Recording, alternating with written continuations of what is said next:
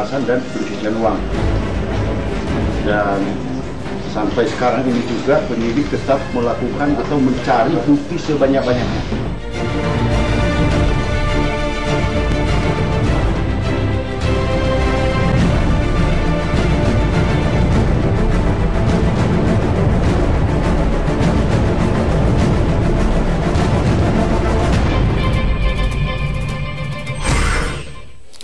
Pemirsa, polisi masih terus menyidik kasus pemerasan lewat akun Twitter Trio Macan 2000. Polisi mengatakan masih menerima sejumlah laporan terkait sepak terjang aksi pengelola akun ini. Pengelola akun ini sendiri sebelumnya sempat dilaporkan oleh sejumlah orang ke polisi. Pasca penangkapan 3 orang yang diduga pengelola akun Twitter Trio Macan 2000, termasuk seorang yang bernama Raden Nuh, polisi terus menindaklanjuti kasus ini dengan membuka kemungkinan adanya pelaku lain. Kepala Kepolisian Indonesia, Jenderal Polisi Sutarman menjelaskan modus yang digunakan tersangka cukup beragam. Ya, kita ungkap seluruhnya. Yang jelaskan media itu modus operandinya, begitu mungkin ada sesuatu yang tidak pas, di blow up, dicari-cari dengan berita-berita yang negatif. Dan setelah itu nanti dengan berita yang negatif supaya terjadi transaksi, supaya terjadi komunikasi, dan akhirnya dimintain uang dan sebagainya. Itulah yang... Sebelumnya polisi pada Senin lalu sudah menyita sejumlah dokumen dari kantor Raden Nuh yang berlokasi sama dengan kantor sebuah situs berita online. Pengamat sosial media Abimanyu Wahyuwiyat mengecam aksi pemerasan yang dilakukan oleh pengelola akun Trio Macan. Ia menilai sejumlah laporan sebelumnya sudah dilakukan oleh sejumlah orang terhadap aksi pengelola akun Trio Macan 2000. Itu karena hal itu sudah tidak patut sekali. Mau dilakukan oleh apapun yang namanya pemerasan itu tidak patut. Apalagi ini suatu pemerasan digital, di mana pada saat seseorang sudah membayar apapun, berapapun nilai yang sudah diperas, datanya masih di sana. Seseorang lain bisa lagi tetap melakukan pengungkapan, dan yang bersangkutan bisa mengganti ID, kemudian melakukan pemerasan lagi. Itu akan kejahatan dan terus. Sejumlah nama seperti mantan Jaksa Agung Muda Pengawas Marwan Effendi dan juga mantan Menteri Koperasi dan UKM Syarif Hasan serta mantan Kepala BNP 2 TKI Jumhur Hidayat pernah mempersoalkan cuitan Trio Macan dan meneruskannya ke polisi. Namun kasus Trio Macan baru ditindaklanjuti setelah polisi menangkap Edi Syahputra serta 2 rekannya Raden Nuh dan Hari Kusharyono dengan barang bukti berupa uang suap sebesar 50 juta rupiah dalam kasus pemerasan terhadap petinggi PT Telkom berinisial AP. Tim Liputan Metro TV. Polisi telah menetapkan 3 tersangka dalam kasus pemerasan lewat akun Twitter Trio Macan. Bagaimana modus pemerasan lewat akun yang kontroversial selama ini, dan apakah ini hanya berhenti di pemerasan semata atau dimanfaatkan juga untuk kepentingan yang bersifat politis? Kami akan mengulasnya kali ini dengan Ulin Yusron, wartawan senior. Selamat malam, Mas Ulin. Selamat malam, Mas. Ada kemudian AKBP Hilarius II, Kepala Subdirektorat Cybercrime Ditkrimsus Polda Metro Jaya. Selamat malam, Pak Duha. Kemudian ada Umar Syadat Hasibuan. Ini merupakan staf ahli mantan Mendagri Gamawan Fauzi yang juga merupakan korban pemukulan admin Trio Macan, gitu ya. Selamat malam, Bang Umar. Kemudian ada Jumhur Hidayat, mantan Kepala BNP 2 TKI. Ini juga korban akun Trio Macan. Selamat malam, Pak Jumhur. Baik, kita akan mengulas tentang akun yang kontroversial selama ini dan bagaimana perkembangan penyidikannya. Tapi kita akan lihat terlebih dahulu wawancara Prita Laura dengan tersangka Raden Nuh yang merupakan admin dari akun Trio Macan 2000. Berikut ini. Saya berada di Ditkrimsus Cyber Polda Metro Jaya bersama dengan Bang Raden Nuh di sini. Ya, Raden Nuh. Saat ini sebagai tersangka kasus pemerasan. Pemerasan, pencemaran nama baik, dan pencucian uang. Nah, yang juga lebih menariknya adalah apakah benar Abang adalah wajah sesungguhnya dari akun Trio Macan? Tidak, saya dulu pernah menjadi pendiri dan jadi admin akun Trio Macan sampai dengan 2011. 2012 masih, sampai ibu saya meninggal. Saya lupa itu waktu yang setelah sakit ibu saya meninggal. Setelah itu saya berhenti menjadi admin Trio Macan 2000 ya. Terus kemudian kalau sekarang ini kan banyak tuh yang admin-admin lain yang namanya ada admin Trio Macan 2000. Ada sekitar berapa ya? Itu, ada sekitar 8 portal dan juga 5 Twitter yang berhubungan. Enggak, itu enggak ada sama sekali, enggak ada kaitan sama saya lagi itu. 5 Twitter itu tidak ada Tidak ada kaitan, tidak ada hubungannya sama Trio Macan 2000 dulu, yang dulu ya. Jadi Anda mengakui pendiri dan sempat menjadi admin, sempat jadi admin saya itu sekitar 1 tahun 10 bulan itu. Siapa sekarang pemegang akun Trio Macan? Enggak tahu. Masa nggak tahu? Nggak tahu. Sebagai pendiri Anda nggak tahu? Nggak tahu. Kalau dulu waktu tahun 2012, saya pernah tahu Abang dalam sebuah interview mengatakan bahwa Trio Macan ini adalah satu jaringan, gitu ya. Betul. Di dalamnya itu ada staf khusus menteri, kemudian ada pensiunan polisi, ada jenderal, ada pengurus partai, ada bais, ada bin, ada anggota DPR. Begini, itu bukan ada di dalamnya, tetapi kita itu punya jaringan itu kepada pejabat-pejabat, baik yang aktif maupun yang non aktif, yang sudah pensiun maksudnya. Jadi itu bisa merupakan narasumber, bisa juga tempat kita sharing, bisa juga merupakan orang yang kita minta tolongin, misalnya apabila ada suatu masalah atau suatu kasus tertentu gitu. Jadi sifatnya hubungannya itu adalah timbal balik, gitu. Timbal baliknya apa tuh Bang? Artinya kadang-kadang kita memberikan informasi kepada mereka, misalkan ada seperti pencurian minyak ya, pencurian minyak di Pelaju itu merugikan negara sampai dengan 1 triliun. Kemudian ada pencurian minyak di Banyuwangi. Nah, itu Abang memberikan informasi. Informasi. Nah, bagian dari para pensiunan polisi, jenderal, politisi dan juga ini bagiannya mereka apa? Memberikan apa? Kalau yang untuk yang aktif, kita minta itu di follow up. Misalnya untuk kasus yang di Pelaju, dulu kan kita langsung laporkan kepada Setkap ya. Jadi mereka menyediakan data juga buat Abang? Enggak semua. Ada yang memberikan kita data. Menyediakan informasi. Ada yang kita memberikan informasi. Jadi sifatnya itu adalah timbal balik. Itu ya. Ada yang kita minta tolongin mereka untuk menyelesaikan kasus. Gitu. Nah, contohnya seperti tadi tuh, yang paling ingat saya itu yang di Pelaju yang 1 triliun ya. Itu kan ketika dilaporkan oleh Trio Macan kepada pihak yang terkait gitu. Nah, pada sore harinya langsung Direksi Pertamina melaporkan si pencuri minyak di Pelaju yang 1 triliun setahun itu kepada pihak kepolisian. Nah, jadi ada juga nggak seperti misalnya pesanan? Dari mereka-mereka yang tergabung dalam jaringan menurut Anda tadi, pesanan misalnya ini kayaknya perlu diangkat yang ini, yang ini perlu diangkat, yang ini sudah redam, ada nggak seperti Jadi itu? begini, kalau yang disebut pesanan itu mungkin kata-kata populernya ya, tapi sebenarnya bukan pesanan. Artinya ada permintaan bantuan untuk diangkat sebuah kasus atau sebuah isu. Nah, itu ada banyak sekali, dan itu tidak hanya kepada para pejabat aktif, pejabat non aktif atau senior-senior kita, tapi kepada siapa saja gitu.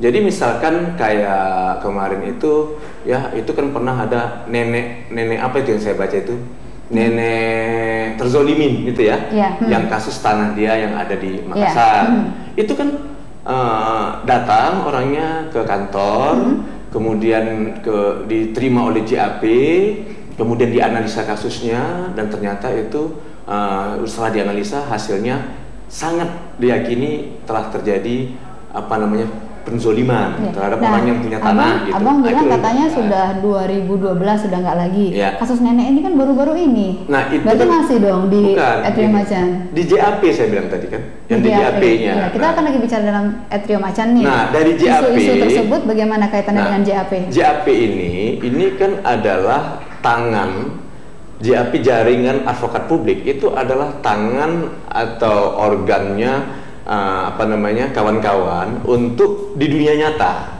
gitu, melaporkan misalkan kayak kemarin itu korupsi Telkom ya, itu kepada Jaksa Agung langsung melaporkan korupsi Telkom yang akuisisi ini kepada KPK. Jadi berhubungan juga ya, JAP ini memberikan masukan juga kepada Trio Macan begitu ya.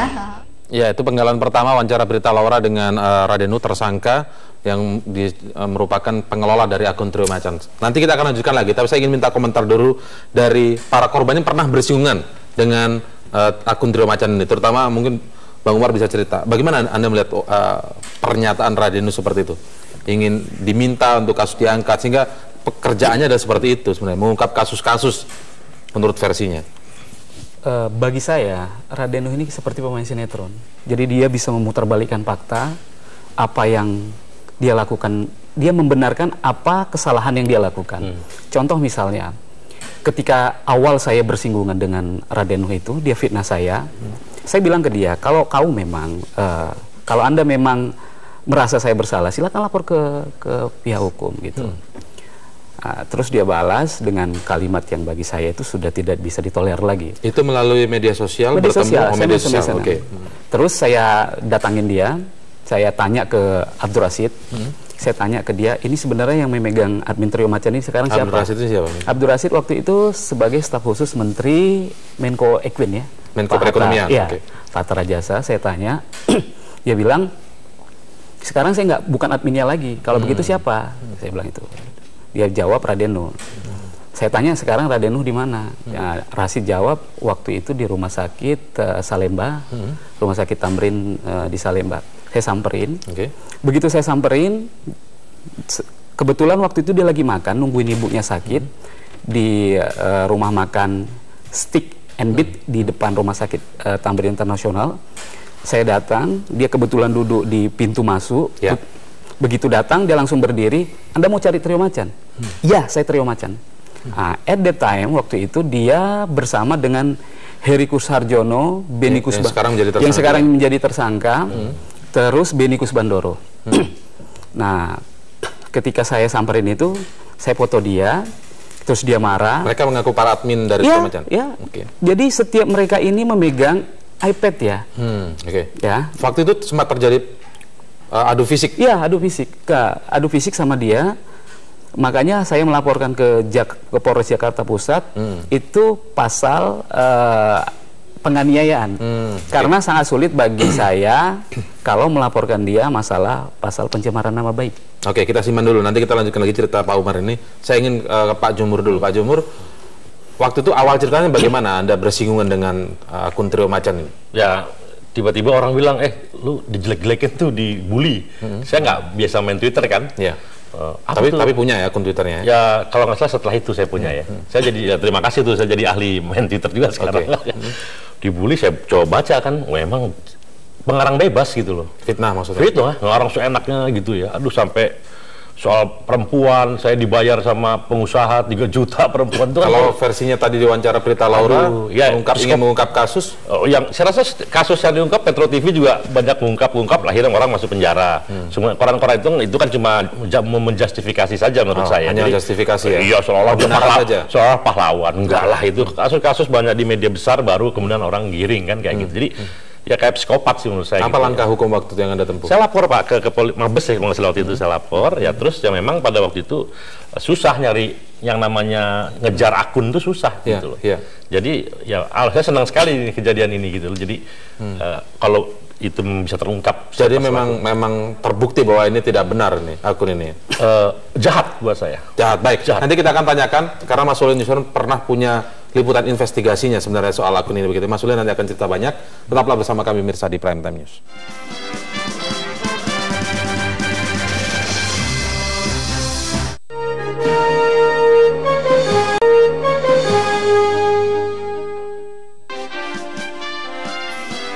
Ya, sekarang saya akan minta tanggapan dari Mas Ulin Yusron. Mas Ulin pernah membuat liputan investigasi soal akun Twitter Trio Macan karena memang waktu itu memang sangat kontroversial. Apa hasil temuan Anda? Tapi sebelumnya mungkin bisa ceritakan mengapa kok tiba-tiba ingin menginvestigasi akun ini? Sebetulnya nggak sengaja atau ada niatan khusus ya, tapi karena tergugah keadaan di mana orang cari uang susah gitu. Tapi ada orang di sisi lain cari uang hanya dengan modal 140 karakter, dapat uang ratusan bahkan miliaran. Itu tidak adil itu. Dengan memfitnah, dengan membuli, dan menebar kebencian, dia dapat uang cukup banyak. Masa itu dibiarkan terus? Lalu perjalanan waktu ketemu dengan puzzle-puzzle kisah gitu, karena sebenarnya Raden Nuh ini kan di kalangan aktivis juga dikenal. Aktivis Medan datang ke Jakarta, dan dia banyak bersinggungan dengan beberapa kawan, dan banyak cerita interaksi mereka. Dari situ kemudian puzzle terkumpul bahwa ternyata dia memainkan spin, framing sebuah isu itu berlindung di balik kebebasan berekspresi, tapi kemudian menguangkan, monetizing. Menguangkan. Monetizing. Waktu itu kemudian saya investigasi ketemu dengan Jokowi, di Solo, ketemu dengan Ahok di Jakarta, dan saya tanya apakah benar bahwa Trio Macan atau akun eksekutif atau marketingnya ketemu dengan mereka. Dan benar, mereka meminta uang. Dan cocok dengan kronologis bahwa di putaran pertama mereka mendukung Jokowi, menghina Foke, dan di putaran kedua sebaliknya dia ini konteks pilkada DKI ya? Okay. Memuji-muji Foke dan menghina Jokowi dan siap makan tai kuda kalau sampai Jokowi menang. Oh gitu. Hari ini tidak dibuktikan makan tai kuda. Ketika Pilpres sama, dia bersumpah dia akan tutup akun dan dia akan pindah warga negara kalau Jokowi menang. Dan Jokowi menang hari ini. Dan dia tidak membuktikan. Jadi ini akun yang membual, membuli dan menipu banyak orang. Yang paling penting sebenarnya dari pengakuan Radeno tadi di wawancara dengan berita adalah harus dikejar siapa pihak yang pernah memakai jasa Trio Macan. Foke berarti pakai. Entah Foke-nya atau tim suksesnya. Yang kedua di Pilpres, Prabowo Hatta jelas pakai. Makanya aneh ketika Syarifudin Hasan melapor ke Polda karena bulian Trio Macan, dan dia nggak tahu siapa Trio Macan. Padahal orang Demokrat DKI dengan mudah cari Trio Macan. Mereka sharing info, menentukan strategi taktik untuk membuli Jokowi di Pilgub. Jadi ini memang masuk sampai ke ranah politis, jadi bukan sekedar pemerasan kriminal begitu? Enggak. Sampai untuk hal-hal seperti itu. Modusnya kalau dua, Mas. Modusnya adalah aktif memarketingkan akun Twitter atau pasif karena menerima pesanan. Aktif adalah dia dalam rangka marketing, dia dapat informasi kemudian dikuliti di Twitter, lalu diuar atau didistribusikan oleh media-media mainstream, media-media online yang menjadi bagian dari jejaring Trio Macan. Kemudian ada AE atau marketing yang ketemu dengan adminnya, menawarkan jasa, kami akan diam tapi bayar dengan sejumlah uang, atau kami akan lanjutkan terus gitu. Dan yang kedua dipakai orang lain yang punya kepentingan terhadap bisnis, terhadap politik atau kepentingan-kepentingan lain. Tapi kalau selama Anda yang hasil dari investigasi Anda itu tweet atau kicauan dari akun Trio Macan ini kira-kira datanya memang benar atau enggak? Karena kalau orang diperas kemudian takut dan mau membayar, berarti yang dibicarakan benar. Ada dua hal. Misalnya dalam kasus Telkom aja, soal 4 kali lipat penjualan Mitratel ke Tower Bersama yang diduga ada kasus korupsi, itu soal lain. Tapi menebar kebencian, melakukan pemerasan, itu soal lain juga. Kemudian menguangkan itu soal lain, hal yang terpisah. Kalau yang kasus korupsi harus didorong, aparat harus bertindak, KPK, polisi, jaksa gitu. Tapi yang ini menebar kebencian, ini nggak bisa dibiarkan gitu. Juga tidak bisa dibenarkan juga. Dia telah memperkosa. Sekali lagi saya ulangi di dialog yang kemarin juga, memperkosa media sosial. Media sosial ini kan harusnya menjadi pengontrol. Tapi sama Trio Macan dipakai untuk memperkaya diri sendiri. Dan itu semua akhirnya yang namanya anonimitas di dalam dunia maya memang ada. Faktanya memang dipakai untuk karena ada ketakutan orang untuk bicara itu. Dan sekarang semua akun anonim dianggap kelasnya sama-sama Trio Macan. Ya kan? Nah, sekarang pemerintah mau menertibkan anonimitas. Nggak bisa, karena sosial media itu kan equal to equal. Semua orang bebas itu. Jadi pada akhirnya merugikan banyak pihak juga gitu. Jadi dia merugikan demokrasi digital yang sebenarnya kita upayakan agar itu menjadi bagian dari kontrol pemerintah. Bagian dari kontrol sosial begitu. Yang menarik dari Mas Ulin tadi juga salah satunya adalah tentang harus diusut pihak-pihak yang pernah memakai jasa akun ini begitu ya. Nah ini saya kebetulan ada Pak Hilarius nih, pas nih, langsung kita tanyakan. Sejauh ini proses penyidikannya seperti apa Pak? Apakah memang hanya berhenti di 3 nama ini saja, ditunjukkan kepada publik sudah ada loh penindakan terhadap akun yang selama ini bermasalah, atau memang ada niat baik untuk sampai terus membongkar siapa nama-nama besar atau tokoh-tokoh besar? Kalau sampai ini soal politik tidak hanya pemerasan saja, berarti ada yang berkepentingan besar juga Pak di situ. Sejauh mana penyidikan ini Pak? Baik, yang paling pertama dulu ini persoalan penegakan hukum. Ya, kalau kembali kita ke penegakan hukum, tentu kan aturannya juga ada. Awal juga saya tidak berbicara dengan Trio Macan bahwa ini Trio Macan segala macam. Berawal daripada pemerasan. Dan saya melihat pada saat ini terjadi pemerasan dengan LP yang sudah sebelumnya sudah ada, ya akhirnya kita lakukan penangkapan. Ya, mulai berdengung ini bahwa ini persoalan Trio Macan, saya katakan kita akan buktikan dulu. Tapi yang saya paling pertama adalah soal pemerasannya. Sudah melanggar pidana. Jadi menurut Anda masih belum terbukti ada kaitannya dengan akun? Saya pada saat itu tidak melihat itu. Oh, hanya ada laporan. Hanya ada laporan. Nama dan ini melakukan setelah pemerasan. itu terjadi transaksi pemerasan, ya saya tangkap tangan. Akhirnya berjalan waktu, ada laporan lagi dalam modus yang sama. Oke. Ya, dalam modus yang sama, akhirnya kita lakukan penangkapan lagi. Tapi laporan ini kan masuk ke unit cybercrime, Pak. Artinya memang terkait dengan sebuah akun media sosial misalnya, bukan sekedar pemerasan umum. Iya. Betul. Tapi artinya mereka kan memang bercerita melalui SMS. Oke. Ya, ada beberapa kata-kata yang dimasukkan di SMS. Ya, SMS-nya itu ada kan nomor teleponnya di dalam. Ya. Nah, ini berawal dari itu mengapa harus masuk ke cyber. Ini kan masalah teknologi. Jadi SMS ya, berangkatnya SMS, bukan dari media sosial itu ya? Ya, dari SMS dulu. Nah, setelah kita melakukan ini soal penegakan hukum, ya, dan sampai sekarang ini memang kita sedang terus-menerus mendalami.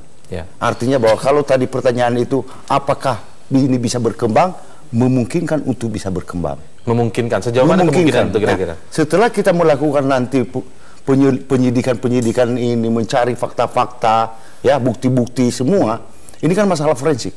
Oke. Ini kan masalah elektronik. Tentu memang harus memakan waktu. Pak, sejauh ini memang dalam proses penyidikan sudah mengakui tidak dia adalah admin dari akun Trio Macan 2000 atau TM Macan 2000 back. Ya, dia pernah mengatakan begini. 2011 dia pendiri Trio Macan. Tapi setelah itu, karena ada dulu LP yang sebelumnya pada saat 2013. Setelah itu adminnya dia sebarkan kepada umum. Adminnya disebarkan keterangan dia beberapa orang. Ya, kepada umum. Persoalannya kan kita buktikan dulu ini. Apa betul admin itu masuk ke umum? Ya, itu nanti hasil dari forensik. Ya. Baik, sekarang saya akan ke... Ada clue-nya, Mas, sebetulnya. Sebenarnya ada clue dari wawancara sama Pita tadi. Dua kasus yang disebut adalah kasus di Mayuwangi dan kasus di Pelaju, kasus minyak. Coba nanti dicek di tip story atau di googling gitu. Itu tentang waktu kicauan soal itu tahun berapa? Ya. Apakah di bawah 2011, apakah di atas 2011? Kalau ternyata kicauan itu adalah setelah 2011, artinya dia masih influence, masih aktif. Ya. Dan itu hanya alibi dia bahwa saya nggak ikut-ikutan. Saya dulu pernah bikin, tapi kemudian saya serahkan ke beberapa orang. Itu alibi untuk menghilangkan jejak dia. Padahal dia masih aktif, masih mengelola, dan terbukti ada kasus pemerasan yang ditangkap sama polisi. Kalau nggak, polisi nggak mungkin bertindak menangkap orang tanpa ada kesalahan hukum. Iya. Clue berikutnya ada lagi. Waktu Edi Saputra ditangkap, Trio Macan masih berkicau. Tapi begitu Radenu ditangkap, sekarang berhenti. Nah, itu clue bukan itu, Pak? Iya, berhenti, Pak. Itu berhenti gimana, Pak Uduh? Ya, memang seperti itu adanya. Ya, tapi kan saya mengatakan saya belum bisa menyampaikan bahwa itulah yang punya. Tapi memang kenyataannya bahwa setelah kita mengambil sekian orang, sekian banyak ini, ya, langsung berhenti. Ya, tapi bukan saya katakan bahwa mereka yang punya. Tentu kan kita sudah sita, ya, CPU-nya 2, ya, terus laptopnya, handphonenya. Ini kan memakan waktu untuk melakukan forensik. Begini, Pak, bukti Radenu sebagai admin Trio Macan itu sebenarnya lengkap. Kalau Bapak mau telisik ke Polres Jakarta Pusat, ketika kami dikonfrontir, itu kita direkam dengan handycam, ya, video cam, dan di situ dia mengakui bahwa dialah admin Trio Macan dan yang pemilik Trio Macan. Tahun 2012. 2012 itu kejadian bulan Juni sampai ke 2013 masih dia. Karena gaya bahasa Radenu ini kita sangat tahulah karena kita aktif di dunia Twitter, ya. Jadi kalau dia tidak mengaku sebagai admin Trio Macan, Bapak silahkan datang ke Polres Jakarta Pusat, minta ke Kapolres, di situ kita direkam ketika selesai kita diperiksa, kita konfrontir, dan itu konfrontirnya hampir ada 6 jam. Bapak silahkan tanya ke sana sebagai bukti valid bahwa merekalah pemilik admin Trio Macan. Jadi sebenarnya apakah ini sudah cukup jelas sebenarnya, Pak Hilarius? Nanti kita akan melanjutkan lagi, tetaplah bersama kami pemirsa. Prime Time News di segmen selanjutnya akan menghadirkan kembali wawancara Prita Laura dengan tersangka Radenu.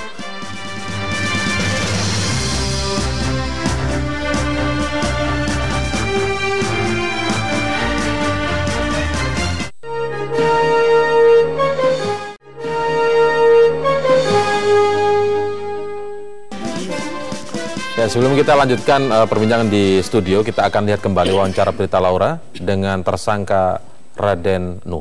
Berikut ini. Nah, Bang, kalau saya kan followernya Trio Macan juga, setiap hari nih saya baca nih tweet-tweetnya dari Trio Macan.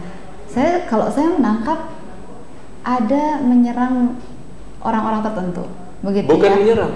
Itu sebenarnya bagaimana? Apakah bukan memang menyerang, ada tadi dibilang permintaan bantuan itu juga permintaan bukan, itu juga termasuk ke dalam itu juga? Jadi gini, ketika saya mengelola itu dan itu nilai-nilai itu kan kelihatan kan diwariskan terus sampai sekarang. Tapi saya nggak tahu ya, karena bingung juga kita ngelihatnya. Ada Trio Macan 2000 pakai nolnya gede lah, bingung. Saya juga bingung kadang-kadang melihatnya itu yang mana yang betul gitu kan. Nah, jadi ini Anda nggak tahu? Nggak tahu. Tidak saling tahu menau. Tidak tahu saling tahu menau. Akun Twitter yang saya berhubungan ini. Bagaimana hitungannya? Mereka punya analisa sendiri. Ada analisa mereka sendiri. Sekarang kan itu kan untuk mengelola itu butuh orang kan saya pernah baca ada butuh orang 24 jam. Dulu itu waktu saya masih aktif itu 16 orang. Waktu saya masih aktif ya. Iya. Nah kemudian karena soalnya nggak pernah tidur tuh betul. 24 jam. 16 orang itu biaya operasional dari mana, Pak? Mana ada biaya? Masa nggak ada biaya? Ngetik tuh ada biaya gimana sih Mbak? Ya kan ada 16 orang yang harus standby terus. Pertama dia tidak ada biaya, yang kedua dia tidak berada di satu tempat, ya. Yang ketiga, mereka ini kan semuanya punya profesi. Ya, saya misalnya sebelumnya waktu jadi admin. Saya siapa sebelum jadi admin? Ya, tidak ada misalnya kemudian ada orang datang terus kemudian tolong dong diangkat isu ini sekian gitu.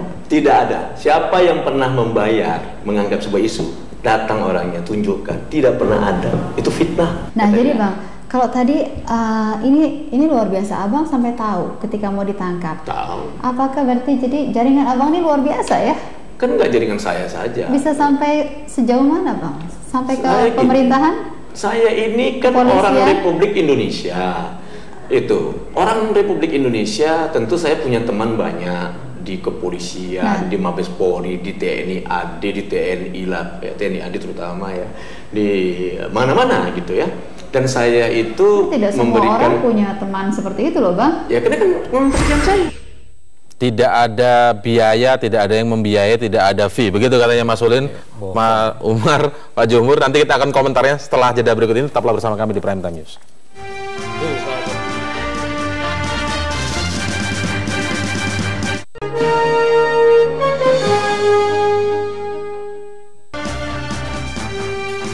Ya, setelah kita simak tadi wawancara kedua Berita Laura dengan tersangka Raden Nuh, saya minta tanggapan dari para korbannya terlebih dahulu ini. Bagaimana? Disebutkan tidak ada biaya. Ini memang hanya memfollow up kasus, memblow up kasus yang tidak muncul ke permukaan, tidak ada di media-media mainstream begitu istilahnya. Itu bohong. Masa nggak ada biaya? Contohnya yang terkait dengan Anda misalnya. Ketika saya ketemu sama mereka itu admin yang bertiga ini itu pegang iPad, masing-masing iPad. Ya pertama seperti yang dibilang Mas Ulin, bayar pulsa itu dari mana? Yang saya lihat modus dari mereka ini adalah mereka itu sudah memantau jauh lebih dahulu sebelum mereka nge-tweet korban-korban dari pemerasan Trio Macan. Jadi sama seperti saya di kasus saya. Ini kan sudah lama sebenarnya perseteruan saya sama dia. Tapi ketika saya bertemu sama mereka, sama admin Trio Macan ini, terus mereka langsung, ini mohon maaf ya, di situ juga ada Bais, ya, di situ juga ada polisi. Ketika sebelum teman-teman yang lain dari saya itu datang. Jadi kalau dia bilang dia tidak memiliki biaya, itu bohong besar. Masalahnya begini, Raden Nuh ini pemain watak, menurut saya bandit, penjahat yang bisa memutarbalikan semua fakta seolah-olah dia yang benar. Ketika kasus saya dengan dia langsung men-tweet di Twitter mengklarifikasi bahwa dialah yang benar, padahal tidak. Jadi modus mereka ini yang seperti yang dibilang Mas Ulin tadi itu sebenarnya ada yang menurut saya di belakang dari mereka. Kalau boleh saya tahu, waktu itu Anda melakukan langkah hukum kan? Ya. Mengambil langkah hukum. Saat itu follow up-nya seperti apa? Akhirnya kasusnya seperti apa sih? Itu kan 2012 waktu itu, tidak salah ya. Jadi setelah saya laporkan, terlebih dahulu kan nama adik angkat saya waktu itu Judika Gultom yang benar-benar memang jadi korban penganiayaan. Itu kami minta visum, terus kita laporkan ke polisi at that time, malam itu. Setelah kita laporkan, kita dikonfrontir, mereka minta damai. Minta damai ke saya, udahlah, karena kebetulan kan teman kan.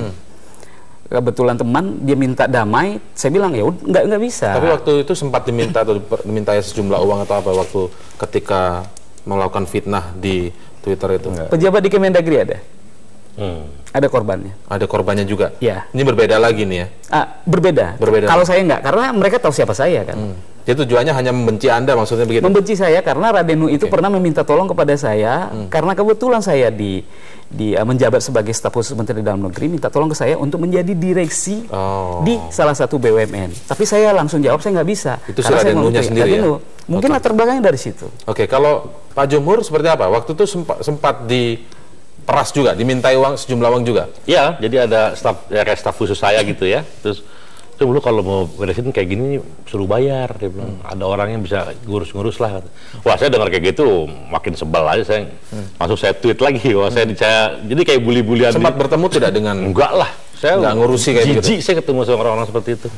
Pengen ngempang kalau saya ketemu. Terus langkah hukumnya saat itu selesai tidak? Saya katakan saya lapor saja ke polisi. Tapi ya itu, bahkan Menkominfo tuh saya berkali-kali ketemu di istana lah, lagi bicara itu ya. Pak, saya Tifatul ya. Pak Tifatul ini gimana, masa nggak bisa nangkep kayak begini, Anda ini menteri kan? Saya bilang, sebentar Pak Jumhur, sebentar lagi dapat nih, dia bilang gitu ya kan. Kita udah dikit lagi dapat nih, dia bilang. Tapi kan dikit lagi kok nggak dapat juga tuh Pak Tifatul tuh. Anda sempat mendorong kepolisian untuk segera menyelesaikan itu tidak waktu? Iya, tapi alasannya memang susah nangkep. Akunnya itu susah, Pak. Jadi akhirnya dibiarkan saja. Kalau ini kan tertangkap tangan. Oke. Nah, memang mungkin uangnya sempat diberikan tidak, Pak? Tidak. Nah, makanya saya senang. Ternyata ada orang yang menjebak. Mungkin pada saat itu kalau saya juga mau menjebak, dapat juga, jangan-jangan gitu kan. Cuman saya kan banyak urusan lah. Ya penting orang ngadepin orang gila, saya udah ini aja. Akhirnya ya udah kita saya malah ledek. Nah, Anda ternyata ya pemeras, saya dimintain duit, saya bilang. Dia dibully juga sama orang-orang. Wah, ternyata kamu cuma gitu-gitu. Dari hasil perasaannya itu. Untuk menjalankan modus mereka, karena kan setiap mereka memeras kan itu mereka bagi-bagi. Terima macannya. Mas Ulin, kira-kira mau follow up tadi soal biaya tidak ada sama sekali. Hasil temuan Anda sempat minta berapa biaya nominalnya gitu? Misalnya kalau Anda sempat menemui Jokowi waktu itu sebagai gubernur, kemudian Ahok begitu ya, maju sebagai calon wakil gubernur waktu itu ya, konteksnya masih pilkada DKI. Itu memang real ada permintaan sejumlah uang itu? Menurut Jokowi ada permintaan miliaran, tapi angkanya nggak ngomong persis ya. Hal yang sama saya tanyakan ke Ahok dan jawabannya sama. Tapi yang paling penting ini yang kita bantah dari wawancara terakhir dia tadi adalah apa yang dilakukan kemasan itu bukan kebebasan berekspresi, bukan bagian dari untuk membongkar kasus korupsi juga bukan. Tapi dia menunggangi kebebasan berekspresi, menunggangi penulisan kasus korupsi untuk kepentingan pribadi. Makanya yang disasar adalah orang-orang yang punya masalah hukum. Mau berperkara dengan kasus korupsi, ada persoalan rumah tangga atau apa, orang yang bermasalah. Dia nggak berani menyerang orang yang baik-baik.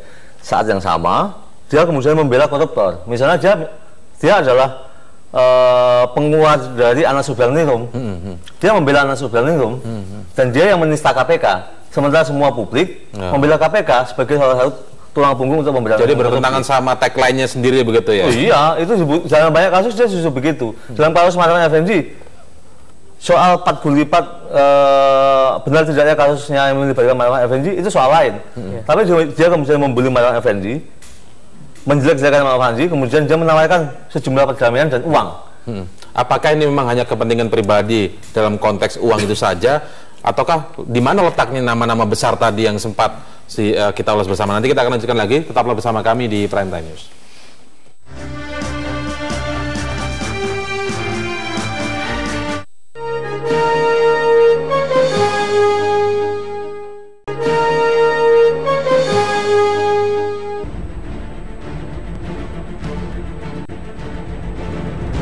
Pemerasan dan pencucian uang.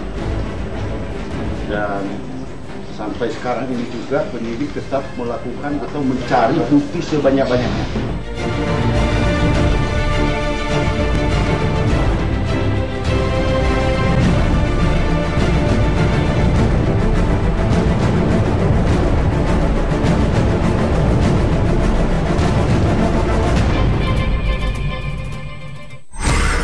Memang saat ini sudah ada 3 tersangka yang ditetapkan oleh polisi.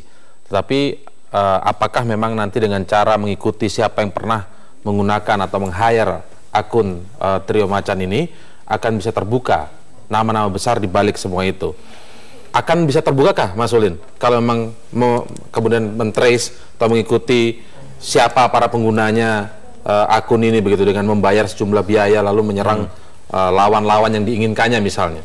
Apakah akan terbuka kemudian ada nama besar di balik itu? Sebetulnya yang menarik karena Twitter, hal juga website, jejak digital itu nggak hilang. Jadi jejak digital tetap ada dan bisa di-recovery. Nah sekarang tinggal dibandingkan aja. Pada kurun waktu tertentu dia ngomong apa, belain siapa, dia ngomong apa atau nyerang siapa, disesuaikan dengan keadaan waktu itu. Mereka yang pernah memakai jasa Trio Macan, yang diuntungkan oleh Trio Macan, itulah yang kemudian bisa dipanggil, dimintai keterangan. Yang dua contoh yang paling gamblang adalah Pilgub DKI, Voke and the Gang, dan Pilpres adalah Prabowo Hatta and the Gang. Lingkaran-lingkaran mereka itulah yang kemudian pasti tahu, karena mereka berhubungan. Ada transfer feeding informasi, juga ada transfer uang, itu pasti, karena nggak mungkin gratis, nggak ada makan siang yang gratis, dan nggak ada pulsa yang juga tiba-tiba datang sendiri kalau nggak beli. Tinggal dicari. Kalau ini kemudian gagal, nggak bisa menemukan, maka keinginan kita untuk menggulung semua akun-akun anonim yang menista, kita akan gagal.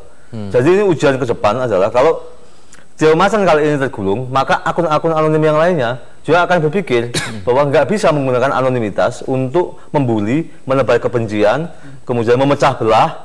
Bayangkan coba, Trio Macan yang pertama kali ngomong Jokowi PKI. Jokowi adalah orang Tionghoa, kafir. Orang kafir. Kebangetan akun ini sebenarnya sudah diusut sejak awal seharusnya. Iya, dan dia menggunakan cara sebagai alat untuk memecah belah bangsa Indonesia. Dibiarkan. Menebar kebencian ini nggak boleh gitu. Termasuk juga adalah media-media online yang dipakai oleh Trio Macan untuk menebar kebencian. Baik. PKS Piungan, Jawa Tuna, Ar-Rahmah, VW Islam, media-media yang selama ini menjadi corong cuitannya Trio Macan. Mereka itu perlu itu memang sengaja ditektokan begitu. Tektokan itu karena saling menguntungkan, saling menunggangi, saling memanfaatkan. Tapi terbukti bahwa di dalam jejak digital gerombolan ini itu menggunakan platform media dan media sosial sebagai alat untuk mempengaruhi orang. Efektif. Baik. Sekarang kalau Pak Jumhur begitu, Pak Jumhur, waktu itu Anda merasa tidak ketika dibully lewat Twitter atau media sosial itu sadar bahwa ini titipan lawan Anda, nggak tahu siapa itu misalnya yang berseberangan dengan Anda misalnya? Oh pasti. Jadi kan gini, makanya itu jahatnya kenapa? Yang dilarang agama itu ada di situ semua. Iri, dengki, fitnah. Itu ada semua, kan dilarang, bohong, kan dilarang semua tuh. Jadi jahat gitu. Nah tapi sudah ketemu belum? Karena kalau dilihat dari akun ini memang hanya di-hire, misalnya sadar Anda sampai hari ini saya nggak kenal sama orang itu. Ya, saya nggak kenal. Tapi saya ketika ngelihat Menkominfo Pak Tifatul yang tertinggi kan urusan IT itu, nggak bisa nangkep, bisa udah puyeng juga. Emang susah begitu ya. Jangan-jangan emang susah nangkep orang ini gitu loh. Oke, waktu kalau konteks kasusnya Pak Umar, waktu itu sempat berbincang dan direkam begitu ya? Iya, saya rekam. Saya baca transkripnya begitu, kalau waktu itu kalau tidak salah Radenu bilang bahwa bukan dia waktu itu yang menjalankan sebagai adminnya, tapi ada orang lain. Nah ini sudah ketemu tidak? Atau memang Anda yakin bahwa itu adalah dia? Oh saya yakin dia, karena ketika saya pertama kali ketemu, kan dia langsung bilang, kau mau cari Trio Macan? Iya, kita admin Trio Macan. Nah, itu ada 3 waktu itu. Pertama Benikus Bandoro, terus Harikus Sarjono, Radenu. Yang belum tertangkap ini Benikus Bandoro. Karena dia juga saudaraan, Pak. Saudaraan sama Harikus Sarjono. Jadi kalau misalnya mereka mengaku, Radenu sampai saat ini dia bilang sudah berhenti dari admin Trio Macan, itu bagi saya itu bohong. Karena memang di rekaman itu belum masuk rekaman karena karena di awal sebelum saya rekam dia mengaku itu. Tapi dia jelaskan dengan gamblang siapa-siapa aja admin dari akun Trio Macan. Kalau dia bilang tadi ke Prita Laura itu 16, kalau pengakuan sebelum saya rekam itu ada 21. 21. Jadi mereka tersebar berbicara dengan Anda. Iya, mereka tersebar, ada di Medan pengakuan dia ke saya, ada di Jogja, ada di Surabaya, Semarang, dan ada di Jakarta. Makanya dia waktu itu ada sebut namanya Pinem dan lain sebagainya. Jadi setiap mereka itu memegang iPad. Baik, sekarang saya minta terakhir ke Pak Duha begitu. Pak Duha, kalau Anda melihat artinya akan seperti apa? Apakah memang akan seperti kata Mas Ulin, men-trace itu siapa pengguna-pengguna yang pernah menggunakan akun Trio Macan ini, untuk mengungkap yang lebih besar atau bagaimana konstruksinya nanti, Pak? Ya, masalah penegakan hukum kan saya katakan tadi, untuk mencari bukti-bukti atau fakta-fakta sebanyak-banyaknya kita punya kesempatan, yaitu untuk melakukan forensik. Ya, apalagi ada barang-barang beberapa. TPPU-nya di mana? Kan dikenakan juga ke ya, selain daripada forensik ada TPPU. Ya, TPPU juga kita akan melihat aliran dana kemana saja atau datang dana itu dari mana saja. Oke, ini bisa berkembang. Bisa berkembang. Dari satu kasus pemerasan yang Telkom kemudian bisa mungkin melanjutkan seperti yang disebutkan oleh Pak Jumhur, misalnya jalan Pak Jumhur, kemudian lanjutan dari yang dialami oleh Pak Umar misalnya. Bisa saja, karena kita juga kemarin menghimbau kalau ada korban-korban yang lain, tolong segera melaporkan. Saya mau nanya boleh nggak? Ya, silakan. Pak, saya mau nanya, Pak. Ya. Apa memang nggak mungkin ada akun fitnah ditangkap bukan tertangkap tangan, tapi memang nyari akunnya gitu loh. Jadi forensik digital. Forensik digital. Ini dia nih yang main-main nih gitu. Nah itu yang selama ini tidak berhasil polisi itu, Pak. Nangkap karena Bapak kan tertangkap tangannya kan, bukan karena dengan cara tertentu, itulah orang lagi ngetik-ngetik lagi memfitnah tuh, atau lagi memeras dengan ketik-ketik tangkap, Pak, kan bukan dari itu, Pak. Nah itu mungkin nggak pertanyaan saya, Pak? Ya mungkin dengan tersitanya. Nggak, seandainya lain waktu nih, ada akun lagi yang meres-meres kayak gitu, bisa nggak melalui jaringan apa tuh Pak Ulin? Ya bisa, tapi saya nggak mungkin menjelaskan semedetail mungkin. Oke, dimaksud itu materi teknik ya. Teknik. Baik. Satu hal Mas, sebentar Mas. Saya sebagai pribadi ya, korban dari Trio Macan, saya mengucapkan apresiasi kepada polisi atas kerjasama ini. Mudah-mudahan ke depan, seperti yang dibilang Mas Ulin tadi, akun-akun anonim ini lebih ditertibkan karena mereka jahat lah itu, mengorbankan demokrasi untuk kepentingan pribadi dari akun-akun kalau yang bersifat seperti itu akun anonimnya begitu ya. Baik, sayang sekali waktu kita sudah habis, tapi nanti kita akan lihat bagaimana perkembangan kasus ini. Pak Hilarius, terima kasih telah bersama kami. Mas Ulin, terima kasih. Dan Pak Jumhur serta Pak Umar, terima kasih telah bersama kami di Prime Time News. Mantap. Ya, dan saat lagi Prime Time News akan hadir dengan sejumlah informasi lainnya sesaat lagi usai jeda berikut ini.